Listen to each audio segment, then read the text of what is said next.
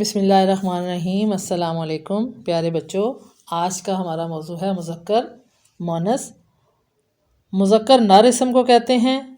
یہ جانوروں اور انسانوں دونوں میں پائے جاتے ہیں، جیسے گھوڑا، لڑکا، دادا، بیل وغیرہ۔ مادہ اسم کو مونث کہتے ہیں۔ مونث بھی انسانوں اور جانوروں دونوں میں پائے جاتے ہیں، جیسے گھوڑی، لڑکی، دادی، گائے وغیرہ۔ اب میں کچھ اور مثالوں سے اس کی وضاحت کرتی ہوں، امید ہے آپ کو سمجھ آ جائے گا۔ والد مذکر ہے تو اس کا مونث والدہ۔ ابو مذکر ہے تو اس کا مونث امی۔ دادا مذکر ہے تو اس کا مونث دادی۔ چچا مذکر ہے تو اس کا مونث چچی۔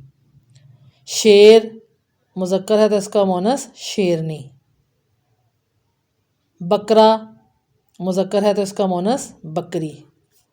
بندر مذکر ہے تو اس کا مونث بندریا۔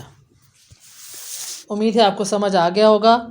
اب ہم اس کی مشق حل کرتے ہیں۔ سب سے پہلے نر اسم کی تعریف لکھیں، ابھی میں نے آپ کو بتائی۔ مونث اسم کی تعریف لکھیں، یہ بھی میں نے ابھی آپ کو بتائی۔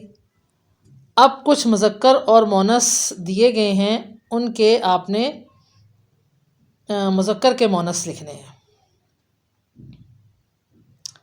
امید ہے آپ کو سمجھ آ گیا ہوگا، آپ لکھ لیں گے۔ اس کے بعد اگلا سوال دیکھیے، مذکر اسموں کے گرد دائرہ لگائیے۔ یہ میں آپ کو سمجھا دیتی ہوں۔ شیر اور شیرنی جنگل میں رہتے ہیں۔ اس میں شیر مذکر ہے اور شیرنی مونث ہے، تو شیر کے گرد دائرہ لگائیں گے۔ پھر ہے راجا اور رانی محل میں رہتے ہیں۔ اس میں آپ دیکھ رہے ہیں راجا جو ہے وہ مذکر ہے اور اس کا مونث رانی ہے۔ امید ہے باقی جملے جو ہیں آپ خود کر لیں گے۔ شکریہ۔